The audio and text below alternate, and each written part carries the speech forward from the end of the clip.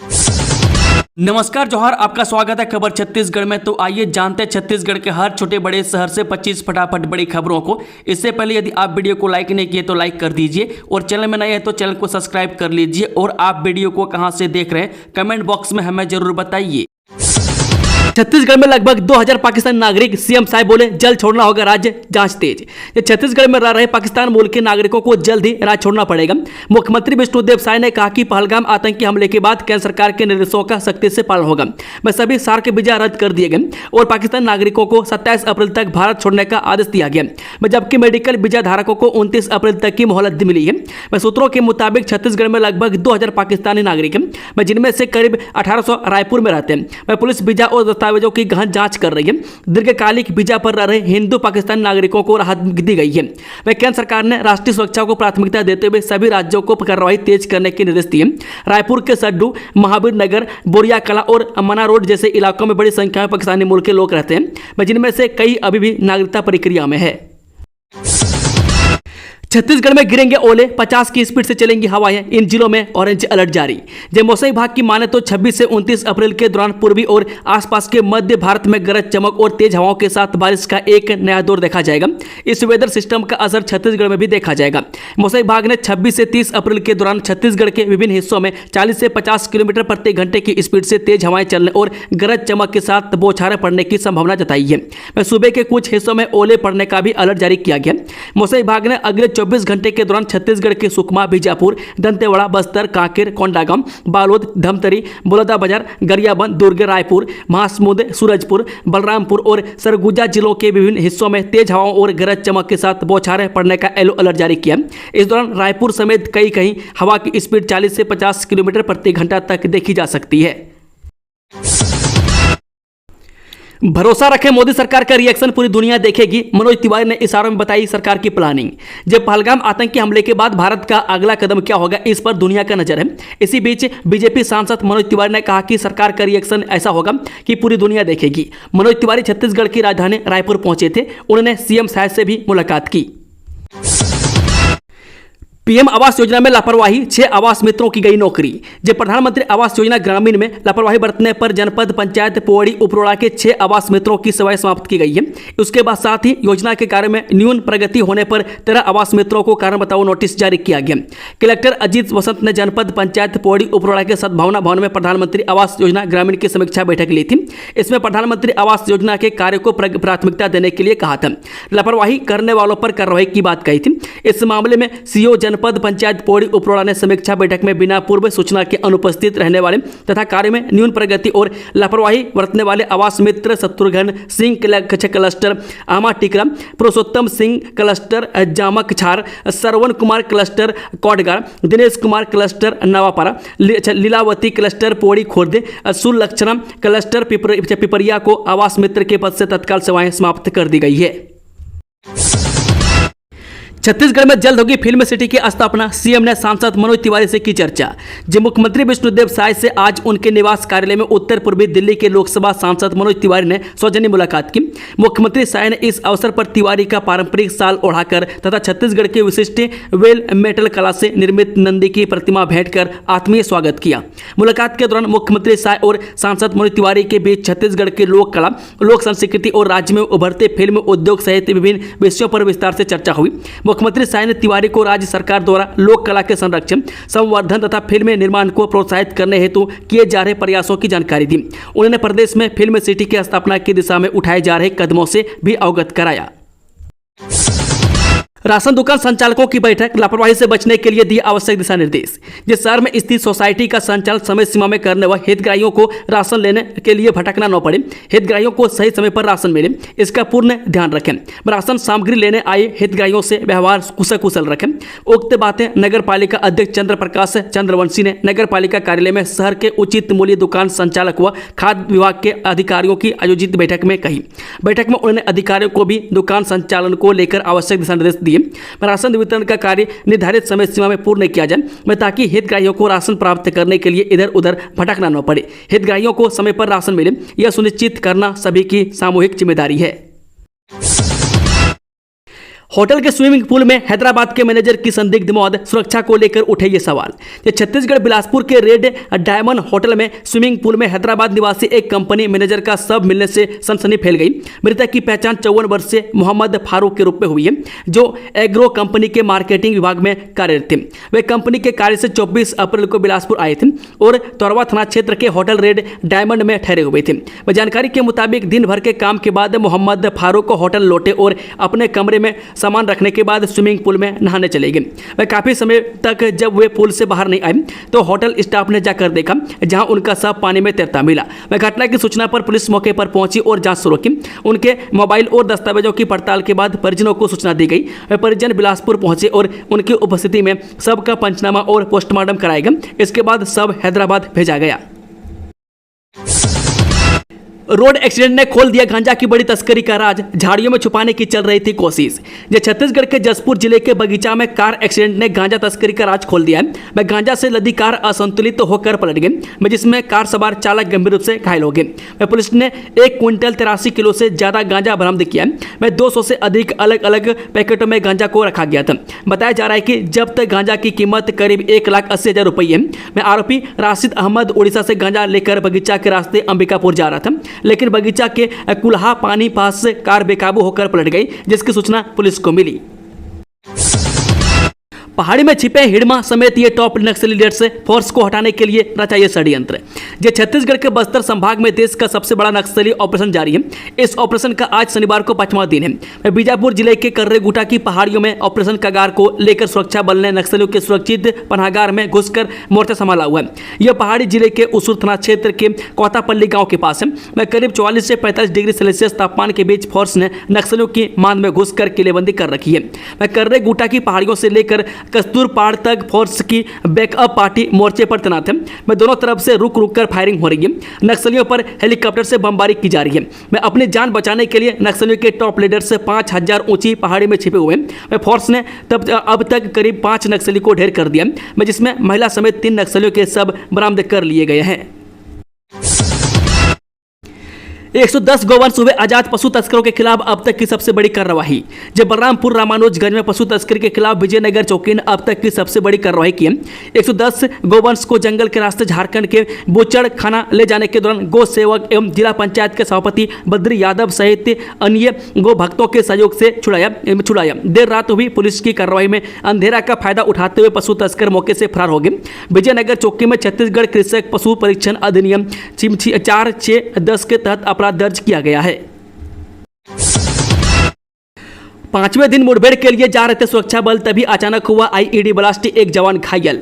जगलगम से कर्रेगुटा के पहाड़ी की ओर जा रहे डीआरजी की टीम आईईडी की जद में आ गई। इस घटना में डीआरजी के पैर में चोट आने से वह घायल हो गए। सूत्रों से मिली जानकारी के मुताबिक पिछले 5 दिनों से लगातार कर्रेगुटा की पहाड़ी में चल रहे अब तक के सबसे बड़े नक्सल ऑपरेशन के लिए गलगम से गर्रेगुटा पहाड़ी की तरह जा रहे जवान नक्सलियों के बिछाई आईईडी की चपेट में आ गए। इस ब्लास्ट में डीआरजी के एक जवान के पैर में चोट आई है। उसे गलगम सीआरपीएफ कैंप में लाया गया। यहां जवान का प्राथमिक उपचार चल रहा है। जवान को बेहतर इलाज के लिए हेलीकॉप्टर से बीजापुर लाने की तैयारी की जा रही है। मुख्यमंत्री ने कहा पाकिस्तानियों को छोड़ना ही पड़ेगा छत्तीसगढ़। इधर पाकिस्तानी हिंदुओं ने की विजय शर्मा से मुलाकात। छत्तीसगढ़ में भी पाकिस्तानियों के वीजा पर मुख्यमंत्री विष्णुदेव साय का बड़ा बयान सामने आया है। उन्होंने कहा कि सभी शॉर्ट वीजा निरस्त हो गए, मैं सभी पाकिस्तानियों को वापस जाना ही पड़ेगा। केंद्र सरकार का यह निर्णय है। बता दें कि भारत सरकार ने पाकिस्तानियों को देश से छोड़ने का निर्देश दिया है, जिसके बाद से सभी राज्यों में कार्रवाई शुरू हो गई है। इधर डिप्टी सीएम अरुण साव ने कहा केंद्र के निर्देशों का पालन छत्तीसगढ़ सरकार कर रही है। पाकिस्तानी हिंदुओं की समस्याओं पर साव ने कहा वे अपनी समस्या भारत सरकार के संज्ञान में लाएं, मैं केंद्र के हिसाब से कार्रवाई होगी। कैलाश मानसरोवर यात्रा 2025 इस साल जून से अगस्त तक होगी। हर जत्थे में होंगे 50 यात्री। जी हां, बहुप्रतीक्षित कैलाश मानसरोवर यात्रा जून से अगस्त 2025 के बीच होगी। इसकी घोषणा विदेश मंत्रालय यानी कि MEA ने शनिवार को की। विदेश मंत्रालय द्वारा जारी एक बयान में कहा गया कि इस वर्ष 5 जत्थे जिनमें से प्रत्येक में 50 यात्री होंगे और 10 जत्थे जिनमें से प्रत्येक में 50 यात्री होंगे। मैं क्रमशः उत्तराखंड राज्य से लिपुलेख दर्रे को पार करते हुए और सिक्किम राज्य से नाथुला दर्रे को पार करते हुए यात्रा करेंगे। जाएंगे। इसमें कहा गया है कि वेबसाइट को आवेदन स्वीकार करने के लिए खोल दिया गया। वहीं यात्रियों का चयन आवेदकों में से निष्पक्ष चयन प्रक्रिया के माध्यम से किया जाएगा। ऑनलाइन आवेदन से लेकर यात्रियों के चयन तक की पूरी प्रक्रिया 2015 से पूरी तरह कंप्यूटरीकृत कर दी गई है। आवेदकों को जानकारी प्राप्त करने के लिए पत्र या फैक्स भेजने की जरूरत नहीं है। विदेश मंत्री ने कहा कि वेबसाइट पर फीडबैक विकल्पों का उपयोग सूचना प्राप्त करने, टिप्पणियां दर्ज करने या सुधार के लिए सुझाव देने के लिए किया जा सकता है। कर्मचारियों की टेंशन दूर, ईपीएफओ ने किया बड़ा बदलाव। अब नौकरी बदलने पर खुद से हो जाएगा यह काम। जय कर्मचारी भविष्य निधि संगठन यानी कि ईपीएफओ ने नौकरी बदलने पर पीएफ खाते को ट्रांसफर करने की प्रक्रिया को आसान बना दिया। नए नियम के तहत पीएफ अकाउंट ट्रांसफर से जुड़े अधिकांश मामलों में नियोक्ता यानी कि कंपनी से मंजूरी लेने की जरूरत को खत्म कर दिया गया। श्रम एवं रोजगार मंत्रालय ने 25 अप्रैल 2025 को एक आधिकारिक बयान में कहा कि अब तक पीएफ खातों का ट्रांसफर 2 ईपीएफ कार्यालयों की भागीदारी से होता था। स्रोत कार्यालय जहां से पीएफ राशि ट्रांसफर की जाती थी और गंतव्य कार्यालय जहां ट्रांसफर राशि जमा की जाती है। बयान में कहा गया है कि इस प्रक्रिया को और अधिक सरल बनाने के उद्देश्य से ईपीएफओ ने संशोधित फॉर्म 13 सॉफ्टवेयर कार्यक्षमता शुरू करके गंतव्य कार्यालय में सभी ट्रांसफर दावों की मंजूरी की आवश्यकता को हटा दिया। जब ट्रांसफर दावा हस्तांतरणकर्ता का कार्यालय में स्वीकृत हो जाता है तो पिछला खाता खुद से ट्रांसफरी कार्यालय में सदस्य के वर्तमान खाते में ट्रांसफर हो जाएगा, जिससे ईपीएफओ के सदस्यों के लिए प्रक्रिया को आसान बनाने का उद्देश्य पूरा होगा। अगर डॉक्टरों की लिखी दवा पूरी नहीं खाई तो फैल सकता है ये जानलेवा फंगस। सिम्स मेडिकल कॉलेज में हुआ बड़ा खुलासा। जो छत्तीसगढ़ आयुर्विज्ञान संस्थान यानी सिम्स मेडिकल कॉलेज बिलासपुर में एक बड़ा रिसर्च हुआ है। इस मेडिकल कॉलेज के माइक्रोबायोलॉजी के डिपार्टमेंट ने ट्राइकोस्पोरन फंगस पर बड़ा रिसर्च किया है। यह फंगस कितना घातक है इसकी भी जानकारी जुटाई जा रही है। माइक्रोबायोलॉजी डिपार्टमेंट के हेड ऑफ डिपार्टमेंट डॉक्टर रमनेश मूर्ति के मुताबिक यह बेहद ही जानलेवा फंगस है जो आमतौर पर तब इंसान के शरीर में पैदा होता है जब डॉक्टर किसी मरीज को बीमारी के दौरान पूरी दवा खाने की सलाह देते हैं और मरीज आधी अधूरी दवा खाकर अपनी बीमारी को ठीक मान लेते हैं। इस दौर में ही यह जानलेवा फंगस शरीर में उत्पन्न होता है और वह शरीर के कई भागों में फैल जाता है। गरियाबंद कोर्ट के कर्मचारी को बुरी तरह से पीटा, 6 पर केस दर्ज, ये छीनने की कोशिश की। गरियाबंद में कब्जा दिलाने के लिए एक कोर्ट का कर्मचारी अमली पदर थाना क्षेत्र के एक गांव पहुंचा था, लेकिन वहां कर्मचारी के प्राण संकट में फंस गए। उसके साथ ग्रामीणों ने मारपीट की। 6 आरोपियों पर केस दर्ज हो गया। दरअसल जिले में कोर्ट के आदेश पर जमीन का कब्जा दिलाने पहुंचे आदेशिका वाहक से मारपीट का मामला सामने आया है। पुलिस ने इस संबंध में 6 लोगों के खिलाफ विभिन्न धाराओं के तहत एफआईआर दर्ज कर ली है। जानकारी के अनुसार रामराव सोलंके नामक आदेशिका वाहक 24 अप्रैल को अपर जिला एवं सत्र न्यायालय गरियाबंद के आदेश का पालन करते हुए कब्जा दिलाने अमली पदर थाना क्षेत्र के एक गांव पहुंचे थे। वह कार्रवाई के दौरान कुछ लोगों ने उनका विरोध किया।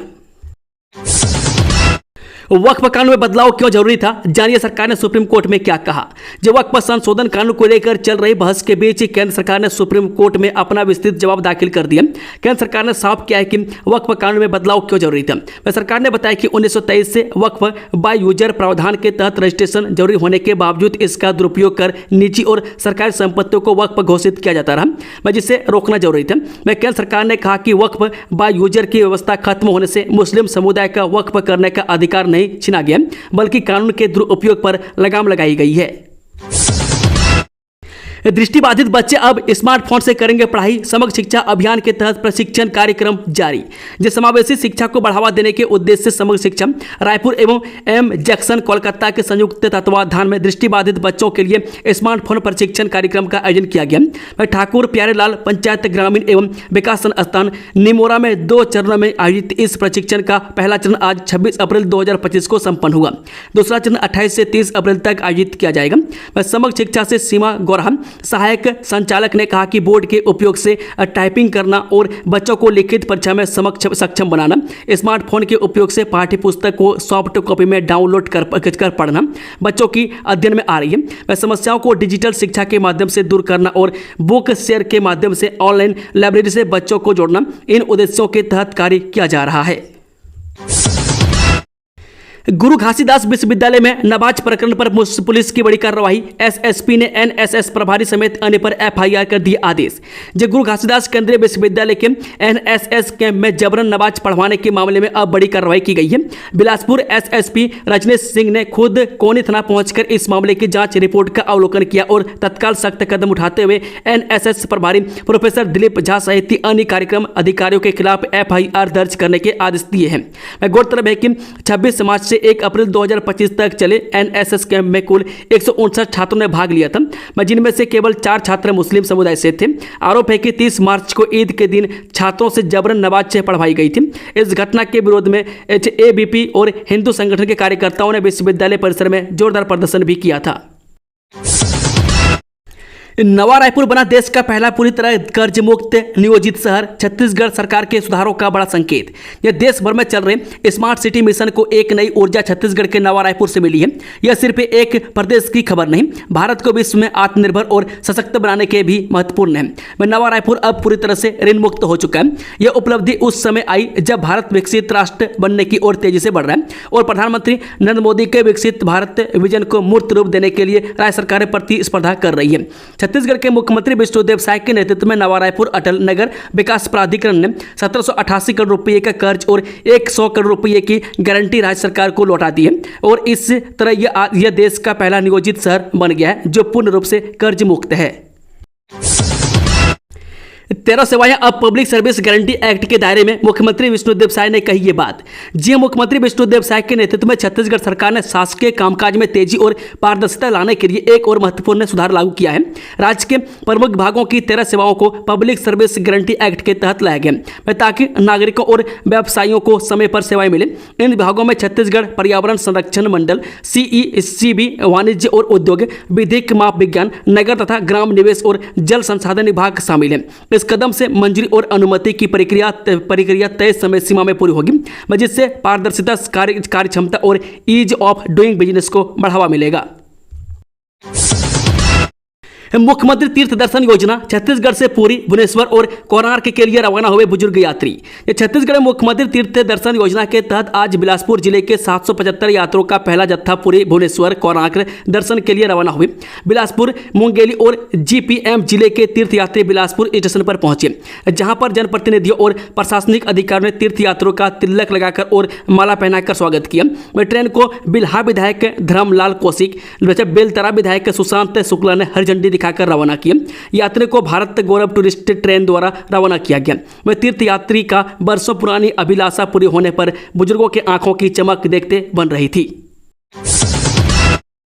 आईआईटी भिलाई की पहल, सरकारी स्कूल को लिया गोद, बच्चों को पढ़ा रहे एआई और रोबोटिक्स, 150 टीचर को दी ट्रेनिंग। आईआईटी भिलाई ने अपने सामाजिक सरोकार को तहत एक सरकारी स्कूल को गोद लिया है। ग्राम जेवरा सिरसा के स्वामी आत्मानंद सरकारी स्कूल को गोद लेकर यहाँ के बच्चों को स्कूली शिक्षा के साथ ही आर्टिफिशियल इंटेलिजेंस, रोबोटिक्स से लेकर इलेक्ट्रॉनिक्स के बारे में पढ़ाई कराई जा रही है। वैदिक ज्ञान से लेकर आधुनिक विज्ञान की शिक्षा दी जा रही है।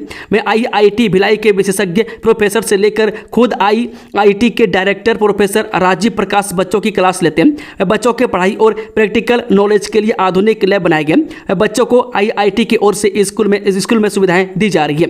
बता दें कि प्रोफेसर डॉक्टर गगन राज गुप्ता ने बताया कि एक सॉफ्टवेयर विकसित कर रहे हैं जो छात्रों को प्रतियोगी परीक्षाओं के प्रश्नों का अभ्यास करने में मदद करेगा। यह सॉफ्टवेयर एनसीईआरटी और सीजी बोर्ड के सिलेबस के साथ जुड़ा हुआ है। इसमें छात्र जब एक निश्चित संख्या में प्रश्न हल कर लेंगे तो उन्हें फीडबैक मिलेगा कि कौन सा विषय उनका मजबूत है और किसमें अधिक मेहनत की जरूरत है। शिक्षक भी इसके माध्यम से प्रत्येक छात्र की प्रगति को ट्रैक कर सकते हैं और उन्हें व्यक्तिगत रूप से गाइड कर सकते हैं। हिंदू अगर हिंदुस्तान नहीं आएगा तो कहां जाएगा, सदानी दरबार के संत युधिष्ठिर लाल जी का पाकिस्तान से आए शरणार्थियों के पक्ष में बयान। पूज्य सदानी दरबार के नवम पीठाधीश संत डॉक्टर युधिष्ठिर लाल जी ने पाकिस्तान से आए शरणार्थियों और भारत में बसे पीड़ित हिंदू समाज के प्रति सरकार से सहानुभूतिपूर्ण और न्याय संगत दृष्टिकोण अपनाने की अपील की है। बता दें कि INH 24/7 से खास बातचीत के दौरान उन्होंने पहलगाम हमले, पाकिस्तानी हिंदुओं की स्थिति और भारत सरकार की नीतियों पर खुलकर अपनी बात रखी। पीडीएस में पारदर्शिता के नाम पर ग्रामीणों को सजा, नेटवर्क और पीओएस मशीनों ने बढ़ाई राशन की राह की मुश्किलें, खाली हाथ वापस लौट रहे ग्रामीण। ये सरकार ने सार्वजनिक की वितरण प्रणाली में पारदर्शिता और कालाबाजारी पर लगाम लगाने के उद्देश्य से प्रदेश भर की सभी उचित मूल्य दुकानों में पॉइंट ऑफ सेल मशीन अनिवार्य कर दी है। इस व्यवस्था के तहत उपभोक्ता आधार प्रमाणीकरण या मोबाइल ओटीपी के माध्यम से राशन प्राप्त कर सकते हैं। उद्देश्य भले ही सराहनीय हो, लेकिन इसका असर ग्रामीण और दूरस्थ इलाकों में एक नई चुनौती के रूप में सामने आ रहा है। वह बलौदाबाजार जिले के ग्राम घोटिया की बात करें तो यहां दोपहर 1 बजे जब पारा चरम पर था, 2 किलोमीटर दूर से बुजुर्ग महिलाएं और पुरुष राशन लेने पहुंचे, लेकिन पीओएस मशीन खराब होने और नेटवर्क की समस्याओं के चलते उन्हें घंटों इंतजार के बावजूद खाली हाथ लौटना पड़ा। यह हाल केवल घोटिया का नहीं बल्कि राज्य के कई दूरस्थ ग्रामों का है। मशहूर social media influencer Misa Agarwal का निधन, 2 दिन बाद था जन्मदिन। ये सोशल मीडिया इन्फ्लुएंसर कम्युनिटी से एक बेहद दुखद खबर सामने आई है जिसने फैंस को गहरे सदमे में डाल दिया। मशहूर डिजिटल क्रिएटर और social media star Misa Agarwal का 24 साल की उम्र में निधन हो गया। वह 26 अप्रैल को अपना जन्मदिन मनाने वाली थी, लेकिन उससे ठीक 2 दिन पहले इस दुनिया को अलविदा कह गई। इस खबर की पुष्टि उनके परिवार ने आधिकारिक पोस्ट के जरिए की है। गंभीरता और सक्रियता से काम कर रहे अधिकारी, कोताही बर्दाश्त नहीं की जाएगी, अरुण साव। जी हां, उप मुख्यमंत्री अरुण साव ने अपने 1 दिवसीय बालोद प्रवास के दौरान जिले में नगरीय प्रशासन एवं विकास, लोक निर्माण तथा लोक स्वास्थ्य यांत्रिकी विभाग के कार्यों की समीक्षा की। उन्होंने बालोद कलेक्ट्रेट में आयोजित बैठक में लोक स्वास्थ्य यांत्रिकी तथा नगरीय प्रशासन विभाग के अधिकारियों को मौजूदा ग्रीष्म ऋतु में लोगों को पेयजल एवं निस्तारी के लिए पानी की समस्या से जूझना न पड़े, इसके लिए पर्याप्त मात्रा में जल की उपलब्धता सुनिश्चित करने के पुख्ता उपाय करने के निर्देश दिए। उन्होंने जिले के सभी नगरीय निकायों के मुख्य नगर पालिका अधिकारियों एवं लोक स्वास्थ्य यांत्रिकी विभाग के कार्यपालन अभियंता को इस कार्य को विशेष प्राथमिकता के साथ करने के निर्देश दिए। हाथ में कटोरा डूब रही अर्थव्यवस्था के बीच भारत को गिदड़ भभकी दे रहा पाकिस्तान। जब पाकिस्तान के खुद के मंत्री भी चाय कम पीने की अपील कर रहे थे, क्योंकि चाय इंपोर्ट के लिए भी कर्ज लेना पड़ता था। 2023 में वहां महंगाई 38.5% तक पहुंच गई थी। हमले के बाद भारत ने इंडस वाटर ट्रीटी यानी सिंधु जल संधि को सस्पेंड कर दिया। वह साथ ही पाकिस्तान नागरिकों के लिए सार्क वीजा छूट भी रोक दी गई है। हाई कमीशन के स्टाफ घटा दिए गए और अटारी बॉर्डर भी बंद कर दिया गया। इसका असर यह हुआ कि पाकिस्तान स्टॉक एक्सचेंज धड़ाम हो गया। वहीं ट्रेड बंद होने की वजह से वहां कई जरूरी चीजें की कीमत आसमान पर पहुंच गई है। भीषण गर्मी के बीच 12 बजे से 3 बजे तक नहीं होगा यह काम, कलेक्टर ने आदेश जारी कर लगाया प्रतिबंध।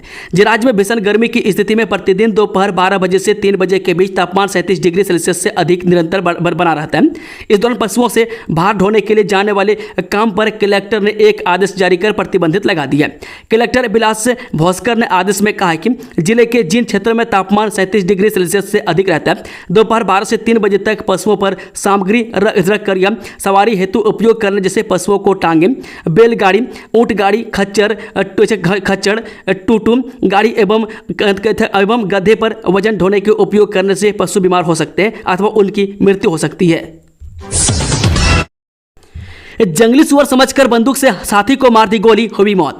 जब बलरामपुर जिले के डिंडो चौकी क्षेत्र से एक बहुत ही हैरान कर देने वाला मामला सामने आया है। जंगली सुअर के भ्रम में शिकार ने भरमार बंदूक से अपने ही साथी को गोली मार दी, जिससे उसके साथी की मौके पर ही मौत हो गई। वहीं गोली उसकी पीठ में लगी, जिसकी वजह से उसकी जान चली गई। बता दें कि डिंडो चौकी अंतर्गत ग्राम बेलसर निवासी मुकेश कुमार आयाम 18 वर्ष ने इसकी वर्ष से 12वीं बोर्ड की परीक्षा दी थी।